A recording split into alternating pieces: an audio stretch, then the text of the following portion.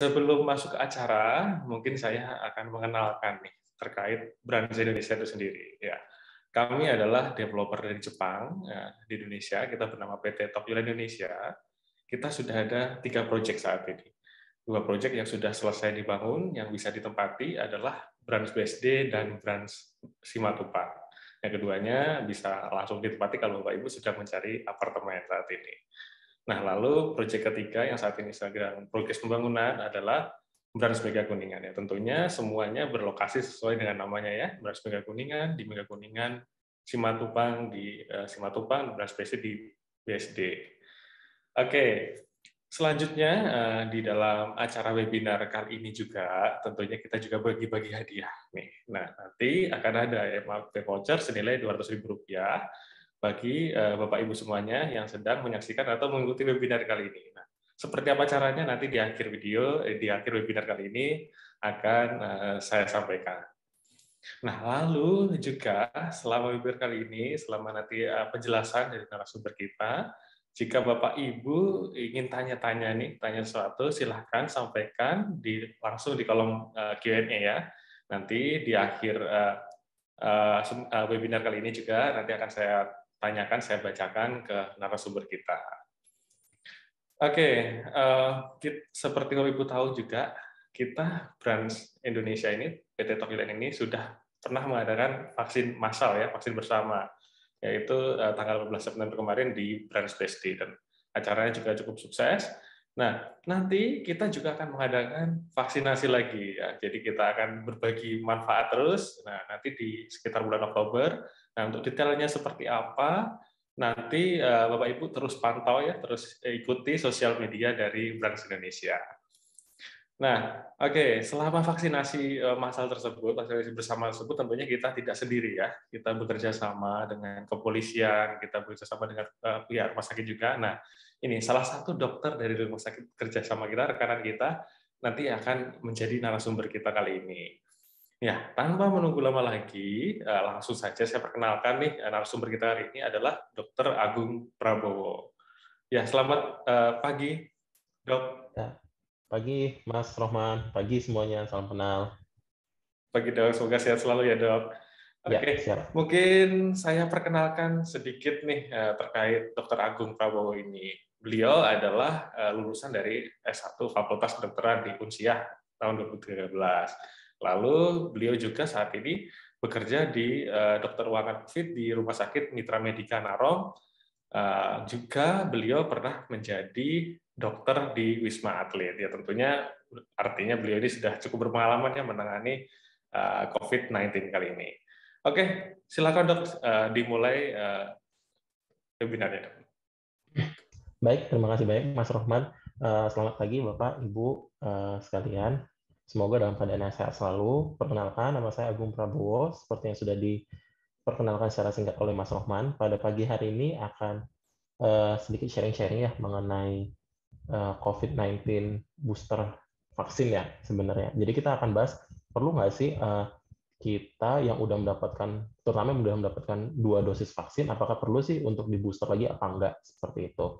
Nanti buat Bapak atau Ibu yang sekiranya ada pertanyaan atau yang mungkin ada kurang jelas dari presentasi saya, mungkin bisa ditanyakan atau mungkin bisa disampaikan nanti melalui Q&A ataupun mungkin bisa langsung ditanyakan nanti. Oke, baiklah. Oke, jadi sekarang saat ini saya bertugas di Rumah Sakit Mitra Medika Narom, Cikarang, Bekasi, sebagai dokter penanggung jawab untuk ruangan COVID-19 khususnya, dan ruangan non-COVID juga. Oke, jadi apa sih pentingnya vaksin terhadap tubuh kita? Jadi sebenarnya kita cerita dulu ya, jadi kalau misalnya kita terinfeksi COVID, jadi sekedar informasi, jadi kebetulan saya pernah 2 kali terjangkit COVID, sekali di bulan Desember 2020 tahun lalu di Wisma Atlet, dan di tahun ini juga sempat kena di bulan Juli 2021 ketika COVID lagi rame-ramenya seperti itu. Jadi apa sih yang terjadi di tubuh kita kalau misalnya ada infeksi virus, tidak hanya COVID ya, tapi seluruh virus ataupun bakteri seperti itu. Nah, jadi di tubuh kita itu ada 2 fase imun atau fase kekebalan tubuh yang dapat membantu kita untuk melawan virus. ada fase 1, yaitu fase pertama yang sudah kita dapatkan pada saat kita kecil atau sejak kita lahir, seperti itu. Dan yang kedua, itu yang didapatkan ketika kita terjangkit suatu penyakit, seperti itu. Nah, jadi fase 1 ini tanpa kita kena penyakit apapun, dalam keadaan kita sehat-sehat saja, kita sudah punya nih fase 1 ini. Nah, fase 2 ini kapan muncul? Biasanya pada saat misalnya, contoh pada kasus saya tadi ya misalnya, jadi ketika kita terjangkit COVID, itu biasanya butuh waktu sekitar 1-7 hari untuk pembentukan fase 2 ini. Jadi fase 1 kalau kita secara awamnya bilang fase 1 itu perkenalan, nah fase 2 inilah yang nanti yang udah kenal nih sama virusnya. Dia akan nyiapin nih bahan-bahan atau tentara-tentara imun kita untuk secara spesifik ngebunuh virus yang masuk dalam tubuh kita. Biasanya itu kalau mungkin Bapak Ibu ada baca itu namanya sel T dan sel B, seperti itu. Nah, biasanya tuh kalau makanya pada orang-orang dewasa yang terkena COVID, biasanya tuh dalam 7 hari pertama itu biasanya nggak enak banget tuh gejalanya, yang demam tinggi, yang batuk-batuk, yang sesak nafas, seperti itu. Nah, setelah muncul imun adaptif ini, biasanya gejala akan mulai menurun. Atau pada pasien COVID mungkin yang ibu-ibu atau bapak pernah dengar ya atau pernah baca, itu kan ada namanya badai sitokin. Nah, pada COVID ini imunnya itu secara berlebihan merespon si COVID ini dan justru menyerang tubuh kita. Seperti itu, makanya ada terjadinya badai sitokin pada tubuh seseorang. Nah, ini tadi respon imun terhadap COVID-19. Jadi ketika virus COVID itu muncul, kemudian kita tadi seperti yang saya sudah jelaskan, itu setelah 7 hari akan terbentuk fase kedua. Nah, setelah itu nanti fase kedua inilah yang akan berusaha untuk mengeliminasi dari virus COVID. Biasanya tuh kalau pada pasien-pasien yang relatif gejala ringan sampai sedang, biasanya itu virus COVID dapat dibunuh atau dieliminasi dalam waktu 10-14 hari. Nah, kapan nih biasanya antibodi ini kita akan habis atau akan bertahan berapa lama sih antibodi kita kalau sudah kena COVID, seperti itu kena infeksi virus lainnya. Nah, biasanya imun kita yang tadi yang fase 2 itu akan bertahan sekitar 6-8 bulan sampai setelah terinfeksi COVID. Jadi orang yang udah kena COVID sebenarnya kita udah punya vaksin alami nih, vaksin yang di dalam tanda kutip kita divaksin dengan virus hidup COVID tadi, seperti itu. Namun virus yang tadi menjangkiti kita itu hanya mempertahankan tubuh kita sampai 6-8 bulan, dan di bulan ketiga biasanya itu antibodi kita akan mulai menurun. Makanya kita butuh vaksinasi COVID-19. Nah, jadi tujuannya apa sih? Yang pasti ya menurunkan kesakitan dan kematian akibat COVID-19. Nanti akan ada slide-nya berbagai jenis vaksin dan berapa sih persentase untuk kekebalannya, seperti itu. Kemudian untuk mencapai kekebalan kelompok atau herd immunity, kemudian melindungi dan memperkuat sistem kesehatan, serta yang paling penting dan yang paling ramai saat ini adalah menjaga produktivitas dan meminimalisasi dampak sosial dan ekonomi, seperti itu. Nah, jadi kondisi yang diharapkan apa sih yang setelah kita dapatkan vaksin? Jadi setelah, contoh misalnya saya nih setelah dapat vaksin, akan muncul tuh kekebalan di tubuh saya. Nah, jadi setelah kita diberikan vaksin, akan muncul tuh fase kedua untuk membentuk kekebalan yang spesifik. Jadi pada saat virus COVID itu amit-amit menjangkit orang yang telah divaksin, gejalanya itu akan biasanya relatif lebih ringan dibandingin dia yang pertama. Kenapa? Karena dia udah punya fase kedua, seperti itu. Nah, kemudian nanti akan membentuk kekebalan kelompok, dan akhirnya adalah kita semua dapat mengatasi permasalahan COVID-19 tidak hanya di Indonesia, tapi di seluruh dunia, seperti itu. Nah, vaksin COVID-19 ideal di Indonesia itu yang ada beredar ya seperti Moderna, Sinovac, dan lain-lain itu sudah dijamin efektif, aman, dan yang pasti halal, seperti itu. Nah, ini nih yang paling banyak nih tersebar di Indonesia vaksin-vaksinnya. Jadi vaksin yang mungkin Bapak Ibu kenal itu kan ada Sinovac, AstraZeneca, Moderna, dan Pfizer, seperti itu. Nah, jadi berbagai vaksin ini tuh memiliki bahan baku yang berbeda-beda. Contoh misalnya Sinovac. Sinovac itu virus yang udah mati nih, virus COVID, diambil, diolah jadi vaksin. Seperti itu. Nah, dia udah mati, dimasukkan dalam tubuh kita dengan tujuan apa? Supaya tubuh kita tuh kenal, oh ini loh bentukannya COVID walaupun dia sudah mati, seperti itu. Atau yang kedua ada AstraZeneca nih. AstraZeneca itu dia menggunakan bahan baku namanya viral vector. Jadi dia menggunakan tubuh virus yang terkenal aman di tubuh kita, contoh virus influenza misalnya. Jadi badannya virus influenza Nah, kandungan virusnya dimasukkan ke dalam bodinya si virus influenza seperti itu. Dan yang terakhir ada mRNA dan Pfizer yang paling baru nih yang di Indonesia. Nah, si Moderna dan Pfizer ini dia terbentuk dari mRNA. mRNA itu apa sih? Jadi mRNA itu adalah sejenis DNA pada virus. Jadi kita kasih identitas virus itu kita masukin ke dalam vaksin, terus kita suntikan ke ke calon orang yang akan mendapatkan vaksin seperti itu. Terus ada yang terakhir itu ada protein subunit, tapi ini masih jarang banget digunakan di Indonesia. Nah, ini beberapa efikasi yang mungkin sudah ada penelitiannya ya saat ini, walaupun kita belum bisa menilai secara keseluruhan. Jadi yang sudah ditunjukkan hasilnya itu adalah Pfizer dan Moderna, yaitu tingkat efikasi 95% seperti itu. Kemudian ada AstraZeneca, kemudian Sinovac, dan yang terakhir Sinovac.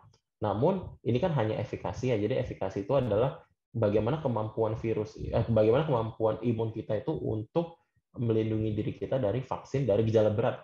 Nah, namun walaupun angkanya berbeda-beda, ada yang 95, ada yang 65, namun seluruh vaksin ini sudah diteliti dan 100% mencegah atau mengurangi morbiditas dan mortalitas atau kesakitan dan kematian pada warga yang telah divaksin. Jadi, Bapak Ibu nggak usah khawatir nih, walaupun angka efikasinya Sinovac cuma 65%, tapi dia sama hebatnya kok sama Pfizer dan Moderna. Jadi, nggak usah Saya nunggu-nunggu. pakai Sinovac, Dok. Oh iya, sama. Saya juga pakai Sinovac kok. Jadi nggak usah khawatir kok kalau misalnya kita udah dapat Sinovac, kita udah dapat AstraZeneca, harus antibodi aku kurang dong. Enggak juga kayak gitu. Intinya kita sudah melindungi diri kita dari virus COVID dan kita juga mencegah terjadinya kejadian-kejadian yang tidak diharapkan seperti ya kita bilanglah rawat ICU dan lain-lain seperti itu. Jadi nggak perlu khawatir ya, Dok, ya, walaupun pakai Benar, apapun ya, Dok, ya. benar. Terus, nah ini siapa aja sih yang boleh divaksin kayak gitu. Jadi yang boleh divaksin itu yang pasti yang nggak demam ya. Yang nggak demam ini pada saat hari H vaksin. Jadi kan nanti waktu kita sebelum vaksin itu kan ada ya screening dari tenaga kesehatan. Nanti akan dicek suhu, tensi segala macam. Bukan 1 minggu sebelum vaksin demam terus kita bilang dok saya demam, enggak kayak gitu. Jadi pada saat hari H seperti itu. Kemudian tensi di bawah 180/110. Jadi tensi ini banyak ya pengalaman saya pribadi juga banyak tuh pasien atau warga yang mau divaksin tensi 180, ditanya, Bu, kenapa vaksinnya tinggi? Oh iya dok, saya nggak bisa tidur. Kenapa? Iya kepikiran vaksin, takut. Gitu. Atau misalnya capean nih habis shift malam, atau misalnya kecapean nih habis buru-buru datang ke tempat vaksin. Gitu. Jadi biasanya kalau pasien-pasien yang kita temukan tensi di atas 180, biasanya kita anjurkan pasien untuk nunggu sambil istirahat sekitar 15-30 menit. Kemudian kita kita cek lagi tensinya kayak itu. Kalau misalnya masih tinggi juga nih, biasanya kita anjurkan untuk pulang sambil kita berikan obat-obatan atau kita anjurkan untuk berobat di pusat kesehatan terdekat dengan anjuran 3 hari lagi untuk datang diukur tensinya dan jika bagus boleh lakukan vaksin seperti itu. Nah, yang ketiga adalah tidak ada kontak dengan orang yang sedang dalam pemeriksaan atau terkonfirmasi atau sedang dalam perawatan karena COVID dalam 14 terakhir. Kenapa? Jadi ini pengalaman pribadi saya. Jadi waktu saya dapat dosis vaksin yang pertama, jadi saya vaksin pertama telat. Nah, saya baru vaksin dosis pertama itu bulan Juli kemarin. Nah, ternyata pada saat saya divaksin, saya dapat vaksin Sinovac. Jadi waktu saya divaksin, saya vaksin pagi, sore itu saya demam tinggi, saya sama badan saya nggak enak. Wah ini kenapa nih? Makin udah minum obat segala macam, udah dapat obat infus juga segala macam. Malamnya makin tinggi demamnya. Besok pagi saya cek tuh PCR, ternyata positif kayak gitu. Jadi padahal sebelumnya saya beberapa hari ke belakang tuh nggak ada gejala, tapi ternyata pada saat saya divaksin, ternyata saya sedang dalam keadaan positif COVID seperti itu. Jadi sebenarnya vaksin COVID ini tidak akan menimbulkan gejala yang macam-macam ya sebenarnya. Tergantung respon imun kita. Cuman kebetulan pada saat saya vaksin dosis pertama itu saya sedang terjangkit COVID. Saya sedang dalam fase aktif waktu itu. Nah, pada saat saya disuntikan vaksin, otomatis kan respon tubuh kita akan merespon kayak, ih kok ada 2 virus nih di dalam tubuhnya udah ada kok tiba-tiba dimasukin lagi. Makanya muncul tuh gejala-gejala demam tinggi, muncul badan yang nggak enak segala macam seperti itu. Makanya biasanya pada pasien-pasien yang ingin mendapatkan vaksin, biasanya kita anjurkan tuh untuk mastiin ini apakah dia bebas kontak 14 hari atau misalnya dia pernah kena COVID nih ternyata. Apakah kalau udah kena COVID itu harus nunggu 3 bulan? Seperti itu kan paling sering ya. Jadi kalau yang penelitian terbaru sebenarnya kita nggak harus nunggu 3 bulan. Nah, kenapa sih pemerintah kita menganjurkan untuk nunggu 3 bulan?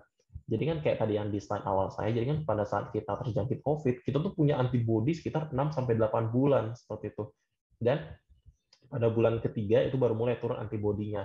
Nah, jadi sebenarnya kita udah punya antibodi, jadi nggak perlu tuh kita buru-buru divaksin. Kayak gitu. Makanya dianjurkan untuk, ya deh, tunggu 3 bulan dulu, karena kan lu udah punya antibodi sendiri ya, kayak jadi nggak apa-apa, nggak harus vaksin 3 bulan tetap.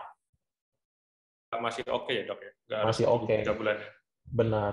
Walaupun sebenarnya, kan memang kalau secara penelitian antibodi ini udah mulai turun di bulan ketiga. Tapi kalau misalnya teman-teman nih, misalnya mau langsung vaksin nih setelah, ya anggaplah baru 1 bulan setelah sembuh ya. Sembuh ini bukan berarti harus PCR negatif ya, karena kan sekarang kita kalau untuk menyatakan sembuh dari COVID tidak harusnya melalui PCR negatif.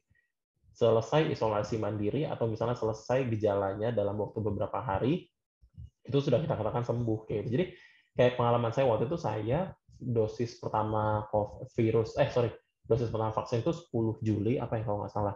Nah, dosis kedua saya itu harusnya Agustus tanggal 7 seperti itu. Tanggal 11 saya positif COVID, 11 Juli.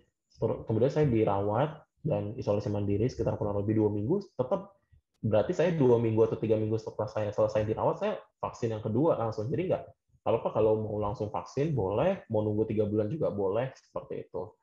Jadi nggak harus tuh wajib kayak, oh harus nunggu 3 bulan Pak, nggak juga kayak gitu.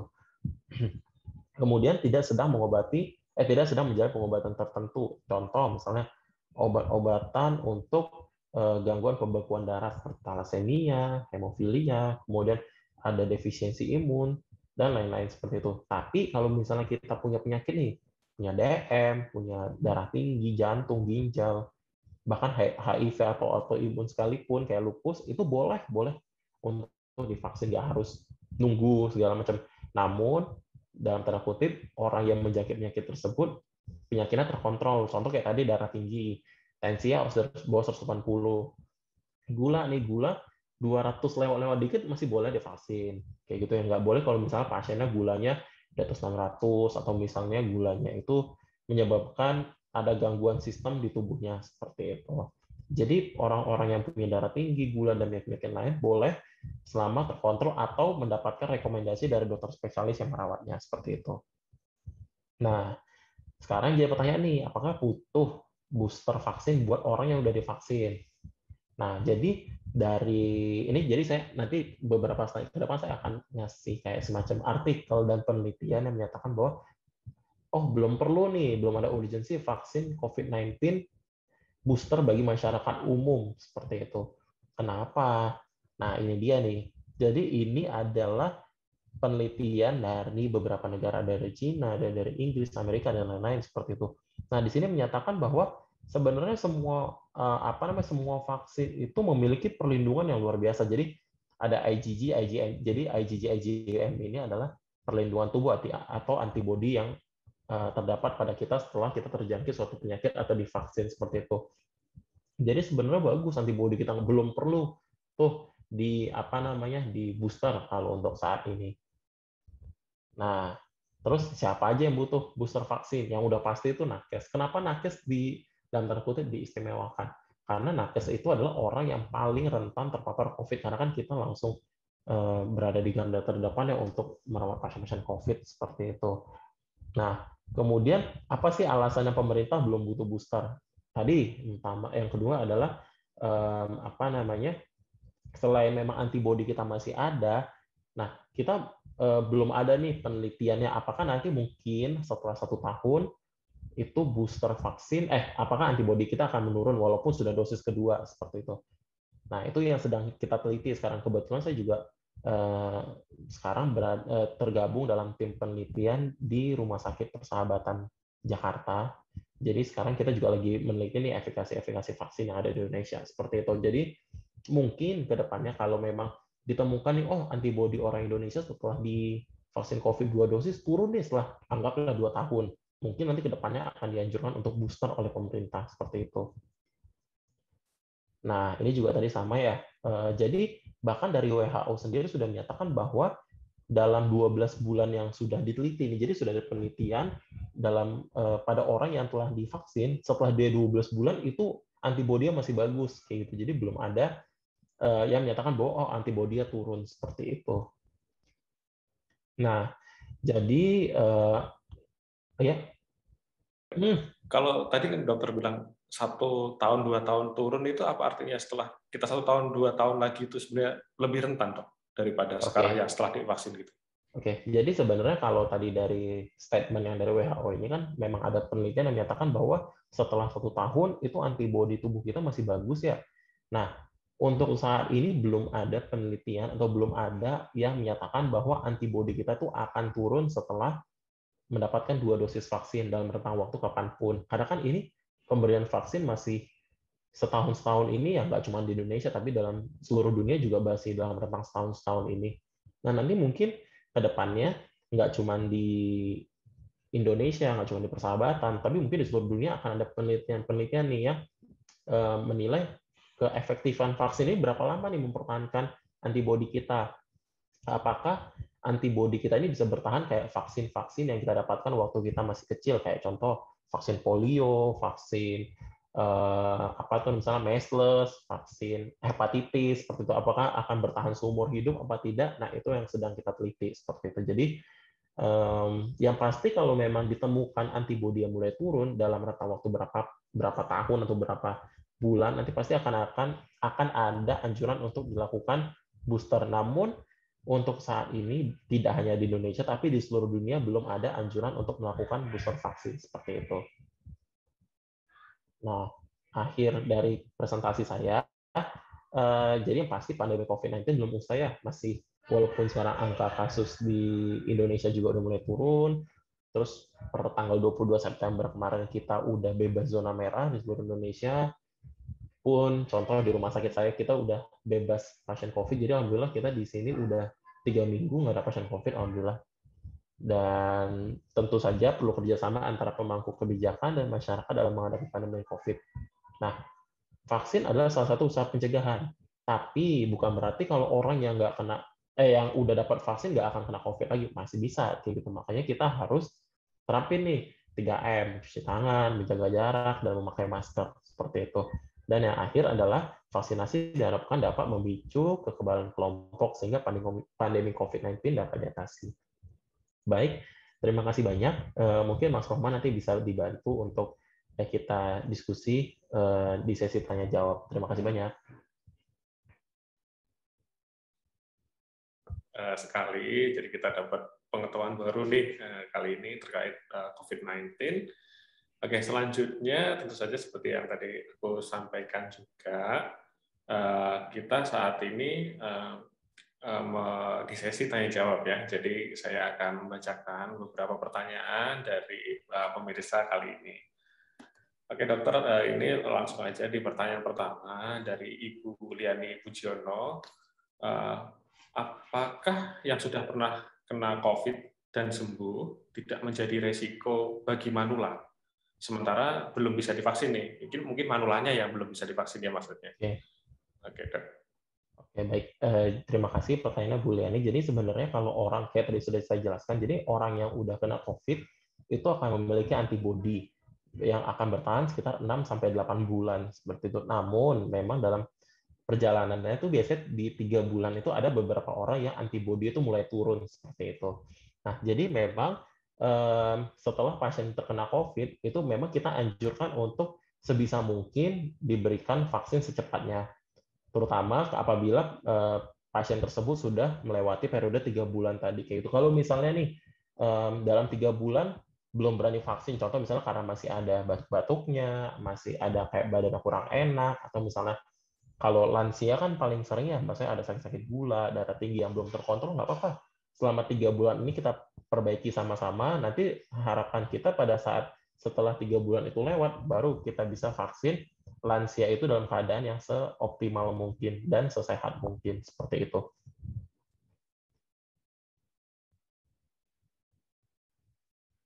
Oke, ini pertanyaan selanjutnya, Dok, dari Pak Rudi Ngadiman. Sehubungan dengan akan terjadinya mutasi virus terus-menerus hingga terjadinya herd immunity di seluruh dunia, apakah kita harus disuntik vaksin atau booster lainnya akibat dampak mutasi virus tersebut, gitu, Dok? Oke, baik. Jadi kalau misalnya, jadi mutasi ini adalah PR banget ya buat kita semua. Jadi banyak mutasi yang mungkin udah Bapak Ibu dengar ya, paling ekstrim kemarin tuh Delta. Kita kan yang gelombang gelombang COVID-19 kemarin yang berat, yang di sekitar bulan Juni Juli itu memang sedikit banyak dipengaruhi oleh varian Delta seperti itu. Nah, untuk saat ini memang vaksin-vaksin yang ada di Indonesia sendiri itu sudah diteliti dan dianggap ampuh untuk varian Delta. Nah, menjadi pertanyaan adalah, contoh misalnya ada tuh yang lagi diteliti tuh namanya varian MU gitu. Katanya varian MU itu bisa menghindari imunitas yang sudah terbentuk dari vaksin. Nah, itu yang agak jadi PR ya. Nah, memang kalau untuk saat ini belum ada pernyataan yang menyatakan bahwa oh benar nih, MU itu bisa menghindari antibodi tadi supaya jadi sehingga apa? Jadi orang yang udah divaksin ya udah nggak akan ada bedanya dengan orang yang nggak divaksin kayak gitu. Namun balik lagi kita kan varian MU ini kan masih dalam tanda kutip menerka-nerka ya, masih baru banget ya dan masih diteliti. Ya. Jadi tetap orang yang sehat, orang yang bebas COVID, atau orang-orang penyintas COVID ya tetap harus divaksin seperti itu. Terutama at least sampai 2 dosis pertama. Nanti ke depannya seiring berjalan waktu, seiring dosis vaksin ditambah di Indonesia, di seluruh dunia, pasti akan ada anjuran-anjuran terbaru. Karena kan memang COVID ini sangat-sangat dinamis ya. Hari ini kita bilang obatnya ini, besok obatnya ini gitu. Bahkan sampai sekarang kita COVID udah 1 tahun lebih, udah hampir 2 tahun bahkan di seluruh dunia itu, sampai sekarang itu belum ada obat pasti untuk COVID. Beda kalau kayak misalnya TBC itu kita udah tahu nih obat TBC obatnya apa aja kayak gitu. Nah COVID sendiri tuh nggak tahu nih obatnya apa sampai sekarang. Ada 2 pasien, satu pasien dua-duanya umurnya sama, nggak punya penyakit penyerta, obatnya sama, tapi satu selamat, satu enggak kayak gitu. Jadi memang untuk saat ini kita masih berusaha ya, paling enggak kita harus melindungi diri kita dari varian yang udah ada aja dulu kayak gitu. Jadi ya harapan kita di tahun ini semua orang bisa divaksin, kita bisa melindungi diri kita dan keluarga kita seperti itu. Siap, Dok. Terima kasih banget jawabnya. Semoga membantu, Pak Rudi. Oke, ini pertanyaan selanjutnya, Dok, dari Pak Nur Hardiansa. Dok, tadi kan dokter bilang tubuh kita masih memiliki imunitas hingga 6 bulan, tapi seiring waktu pasti menurun daya imunitasnya. Nah, virus pun juga bermutasi dari waktu ke waktu. Apakah vaksin tahun ini masih efektif, Dok, untuk melawan virus yang bermutasi itu? Oke, baik. Jadi sebenarnya itu kalau untuk antibodi, jadi saya harus bedain dulu nih antibodi akibat COVID sama antibodi vaksin. Jadi yang menurun itu adalah antibodi post-COVID, antibodi yang terbentuk ketika kita kena COVID kayak gitu. Nah, antibodi yang terbentuk dari vaksin, misalnya contoh saya orang sehat nih nggak pernah kena COVID sama sekali, saya selalu jaga kesehatan kayak gitu. Nah, pada saat saya disuntik vaksin 2 dosis ya, nah 2 dosis nih harus digarisbawahi 2 dosis. Itu antibodi kita dari penelitian yang sudah dilakukan oleh WHO itu sampai sekarang 1 tahun ini antibodinya belum turun. Nah, ataupun kalau memang dia turun, nah dia itu antibodi itu masih dalam tanda kutip masih bisa melindungi diri dari COVID seperti itu. Jadi memang kalau untuk saat ini jelas kalau untuk vaksin lebih kuat dari antibodi alami ya yang ada di tubuh kita kayak gitu. Makanya orang yang udah terjangkit COVID harus tetap divaksin kayak gitu. Kalau misalnya nggak butuh, kenapa harus divaksin lagi? Contoh misalnya kayak saya udah 2 kali kena COVID, kok saya harus tetap vaksin dosisnya 2 kali kayak gitu. Ya kalau saya mau ya santai-santai juga bisa. Toh saya juga udah punya antibodi, kok saya kena COVID lagi kayak gitu. Makanya saya tetap harus divaksin seperti itu.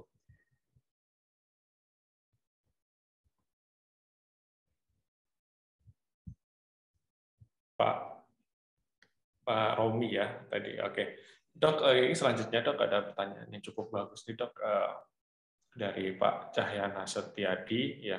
Pertanyaannya adalah kenapa boosternya Moderna bukan Moderna atau Pfizer atau bukan yang lainnya. Nah, Oke. kalau booster, apakah jenis vaksinnya harus sama atau berbeda, Dok? Oke, jadi sebenarnya kenapa boosternya jadi kan kita cerita boosternya buat nakes dulu ya. Jadi kan yang udah dapat booster tuh nakes. Kenapa cuma Moderna? Karena kemarin itu yang datang baru Moderna sih, kalau saya boleh jujur-jujuran. Karena kita waktu mau di booster itu, karena kan inisiasi booster itu muncul pada saat COVID lagi naik-naiknya tuh kemarin, bulan Juni Juli kan banyak tenaga kesehatan yang yang tumbang nih karena kena COVID, walaupun ya alhamdulillah nggak sampai meninggal, cuman tetap aja kayak saya pribadi, saya udah divaksin tapi saya kena COVID, saya bed rest 2 minggu kayak gitu. Makanya muncullah inisiasi untuk booster untuk nakes kayak gitu. Kenapa Moderna? Ya karena cuma ada Moderna waktu itu. Terus apakah boleh beda atau harus sama nih, misal nanti ke depannya, kita nggak tahu ya, mungkin ke depannya akan ada nih kebijakan yang menyatakan bahwa semua orang di seluruh dunia harus di booster gitu, mungkin. Nah, kalau yang dari saya baca sih jurnalnya, memang sebenarnya itu sebaiknya itu menggunakan bahan yang sama, at least bahan yang sama ya. Contoh misalnya Sinovac tadi kan inactivated virus, sama temennya Sinopharm tuh. Nah, sebenarnya itu boleh tuh dikasih Sinovac sama Sinopharm seperti itu.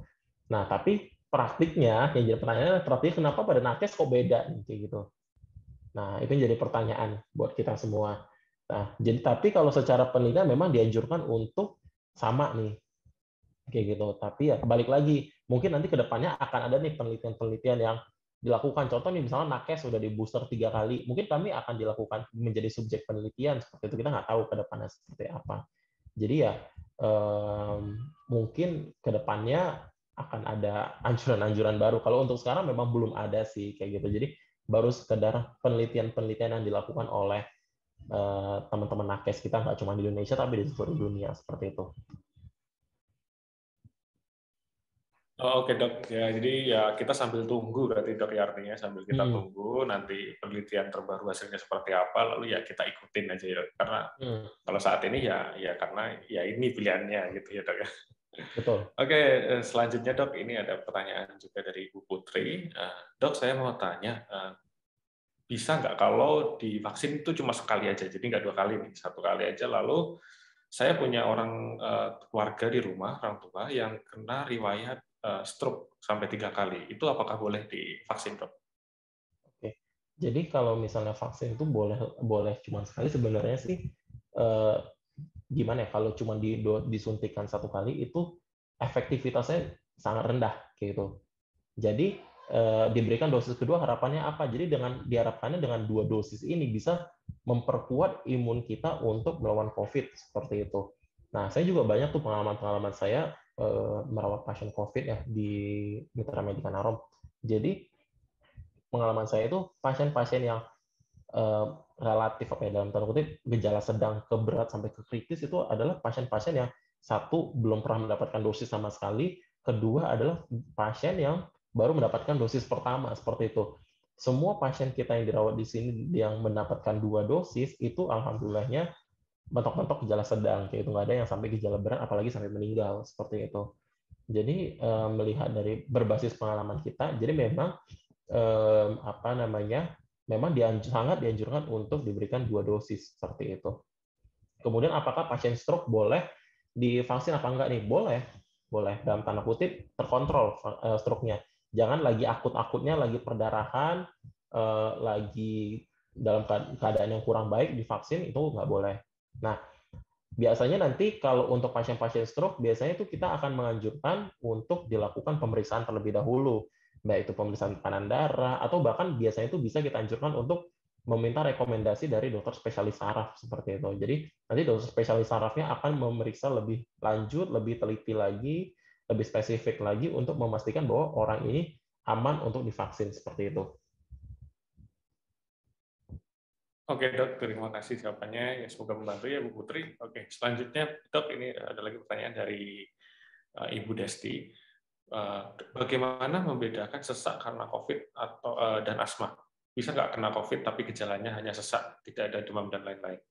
Oke, jadi kalau gejala asma sama COVID bedanya apa? Jadi sebenarnya paling gampang sih ya, biasanya tuh kalau asma itu biasanya kalau dia sesek ada bunyi napasnya kayak nyik nyik kayak gitu.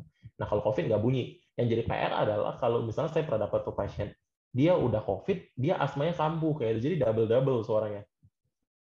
Jadi biasanya kalau untuk kita maskerin itu biasanya nanti dokter akan melakukan pemeriksaan secara meneliti dengan stetoskop. Cuman kalau secara mudahnya untuk kita bedain mana nih kena COVID atau kena asma. Biasanya kalau asma itu udah pasti ada bunyi napasnya seperti itu.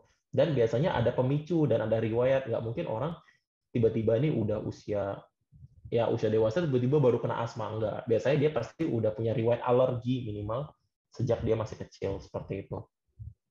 Kemudian tadi setelah itu pertanyaan apa yang lanjutannya tadi? Maaf.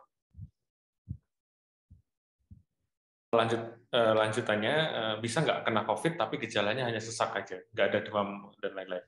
Ada nggak dokter? Biasanya sih jarang sih, saya belum pernah dapat ya sejujurnya, karena gini, karena ketika COVID itu masuk dia akan memicu reaksi imunitas. Nah, pada saat reaksi imun ini muncul, akanlah muncul kayak reaksi-reaksi inflamasi ya.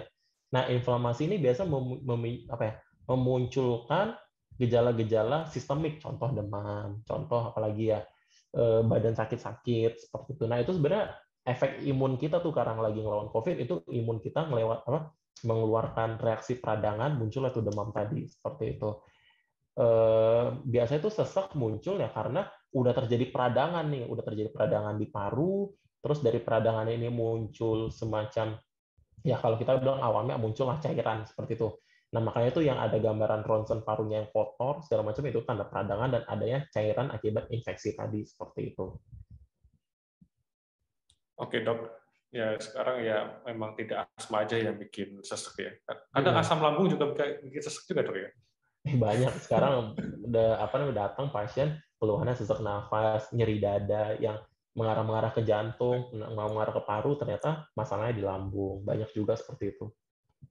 Itu karena stres dulu dok, jadi udah stres ya dia punya kemana-mana. Banyak banget seperti itu. Oke dok, ini saya lanjutkan dok, ada pertanyaan lagi dok.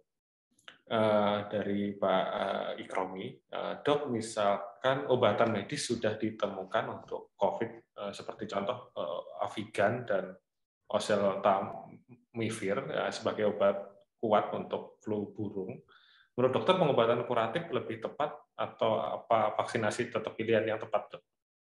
Oke, jadi sebenarnya sampai sekarang kan memang obat COVID itu belum ada ya. Mau itu yang paling sering kan oseltamivir, Avigan, remdesivir seperti itu. Nah, contoh kayak misalnya siapa namanya oseltamivir atau misalnya si favipiravir itu kan sebenarnya obat-obat HIV, obat-obat malaria sebenarnya yang kita pakai dan kita harapkan memberikan efek seperti itu. Jadi karena kebetulan virusnya si COVID ini mungkin virusnya si HIV, virusnya malaria ini ada kesamaan ya, walaupun nggak bisa kita bilang 100% exactly the same ya, tapi at least ada kemiripan-kemiripan makanya digunakan kayak gitu. Jadi memang sampai sekarang mau obat kayak remdesivir tuh yang mahal waktu itu yang sempat susah dicari, sampai oseltamivir gampang dicari itu belum ada kepastian bahwa itu menjadi obat pasti untuk COVID seperti itu. Bahkan juga pengalaman kita di selama merawat COVID, pasien ada yang cuma diberikan oseltamivir, selamat, ada yang diberikan cuma cuman remdesivir, obatnya justru meninggal seperti itu. Jadi beda-beda balik lagi ke respon tubuhnya gitu. Makanya kita belum bisa mastiin bahwa ada obat pasti untuk COVID-nya seperti itu.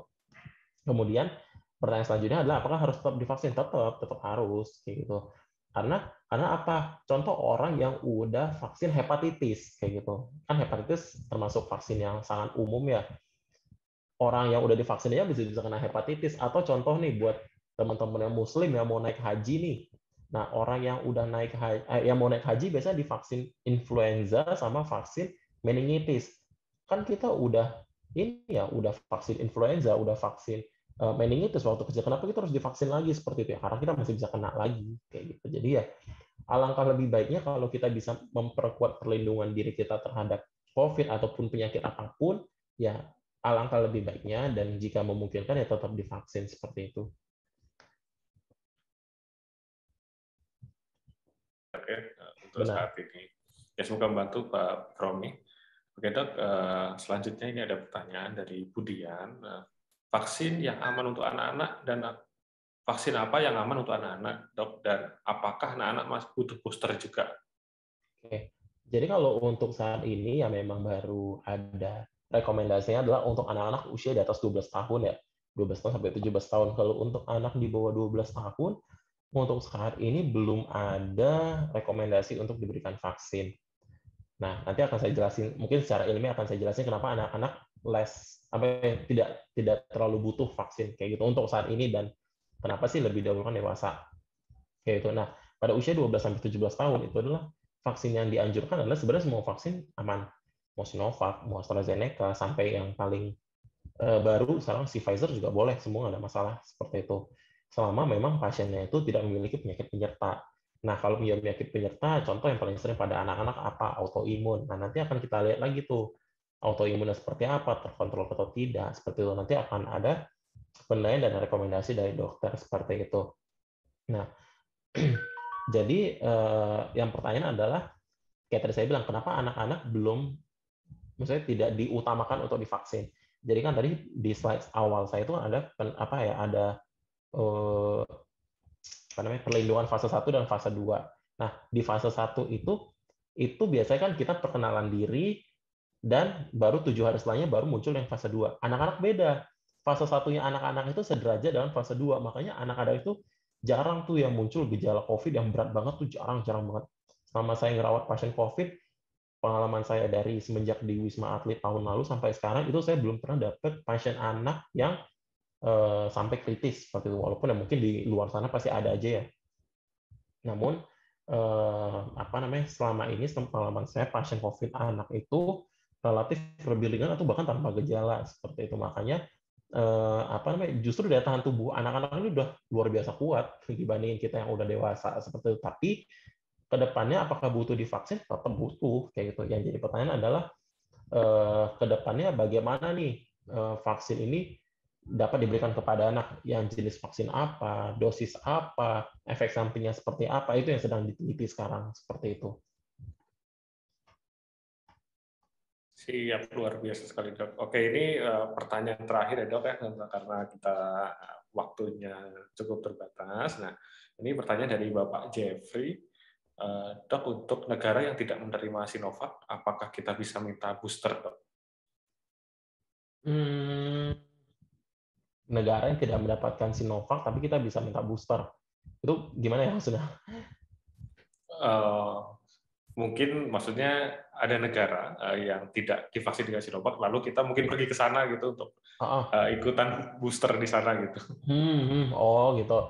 Sebenarnya sih ya kita kan nggak bisa bilang ya, karena kan kebijakan tiap negara beda-beda. Mungkin di negara sana boleh tuh kita beli vaksin terus di booster sendiri boleh, mungkin. Cuman kayak saya bilang tadi, untuk saat ini belum ada rekomendasi dan belum ada urgensi untuk dilakukan atau diberikan booster pada orang yang telah mendapatkan 2 dosis vaksin ya, kayak gitu. Jadi kalau saya pribadi sih mungkin tidak akan merekomendasikan dan tidak akan menganjurkannya, at least untuk saat ini kayak gitu. Nanti kita lihat lagi nih ke depannya apakah ada penelitian-penelitian baru yang bisa menjelaskan bahwa memang butuh nih booster buat semua orang yang mendapatkan vaksin jenis apa misalnya gitu. Nanti akan kita lihat lagi seperti itu. Jadi ya mungkin jawaban saya tidak akan memuaskan pertanyaannya, cuman ya itu seperti saya bilang tadi, mungkin untuk saat ini belum butuh booster, walaupun kita ngejar ke luar negeri, mungkin ya negeri sana mungkin memberikan kita booster, ya silakan seperti itu. Cuman balik lagi saya bilang tadi. Oke dok, ini dari Pak Jeffrey-nya disambung sih sebenarnya pertanyaan tadi. Ya nggak apa-apa. Disambung, maksudnya disambung mungkin dijelaskan karena ini beliau ini mau misalkan jalan-jalan ke luar negeri atau ke negara lain, tapi mereka tuh nggak terima Sinovac seperti Singapura kan tidak menerima Sinovac. Nah, berarti kita harus vaksinnya berarti boosternya di sini gitu. Oh gitu. Nah jadi sebenarnya kalau untuk negara-negara yang tidak menerima nih, contoh paling Singapura atau misalnya Arab Saudi itu buat yang teman-teman mau umroh atau haji kayak gitu. Nah kalau dianjurkan untuk booster dulu, sebenarnya kalau setahu saya itu Singapura tidak menganjurkan untuk dilakukan booster kayak gitu, karena tetap aja kita kan udah di vaksin Sinovac ya. Baik lagi karena setiap negara itu punya kebijakan dan punya penelitiannya masing-masing kayak gitu. Sekelas Amerika, sekelas Jerman aja ngizinin kita masuk pakai Sinovac, kenapa Singapura enggak? Pasti kan ada pertimbangan-pertimbangannya seperti itu. Jadi apa namanya? Memang untuk saat ini tidak ada opsi untuk diberikan booster, dan di Indonesia sendiri memang untuk saat ini belum ada apa ya, center yang bisa memberikan vaksin dosis ketiga untuk orang-orang di luar nakes kayak gitu. Ya amin ya, atau walau alam lah ya, kita nggak tahu nih apakah nanti ada yang kecolongan atau apa, kita nggak tahu ya. Untuk sampai saat ini at least di apa namanya, di Indonesia sendiri memang masih diprioritaskan untuk nakes seperti itu.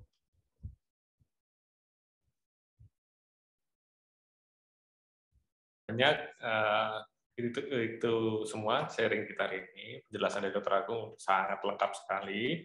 Ya, bagaimana Bapak Ibu, semoga apa yang disampaikan Dr. Agung ini pagi ini bisa membantu kita semua nih untuk lebih memahami tentang vaksinasi, khususnya tentang booster ya. Mungkin nanti di lain kesempatan kita sambung kembali. Nah, seperti janji saya di awal acara tadi, nah, hari ini kita juga bagi-bagi hadiah. Nah, Bapak Ibu ya, semuanya yang menyaksikan webinar kali ini berkesempatan mendapatkan MAP voucher senilai Rp200.000. Nah, caranya gampang banget. Bapak Ibu tinggal datang ke unit kami, ke marketing galeri kami, semuanya yang menyaksikan webinar kali ini. Nah, marketing galeri kami, unit kami ini ada 3 tempat ya, sesuai dengan proyeknya masing-masing. Ya, ada Brand Simatupang, ya lokasinya di Brand Simatupang area, di LG area. Jalannya di Jalan R.A. Kartini, Kavling 9, Cilandak Barat, Cilandak, Jakarta Selatan. Lalu, Bapak Ibu juga bisa mengunjungi proyek kami yang di Mega Kuningan. Nah, untuk Brand Mega Kuningan, lokasinya di Gedung Noble House di lantai 33, di Jalan Dr. ID Anak Agung Gede Agung, Kavling E4.2, nomor 2, Lingkar Mega Kuningan, Jakarta Selatan ya tentunya. Nah, Bapak Ibu juga tentunya bisa sekali tinggal search di Google Map, tentunya nanti bisa ketemu juga lokasi kami. Nah, lalu Bapak Ibu juga bisa berkunjung nih ke Branch BSD yang lokasinya di Branch BSD Marketing Gallery, dekatnya Ion Mall, jadi seberangnya Ion Mall pas ya, di Jalan BSD Boulevard Kavling 55F, Grand BSD City Tangerang.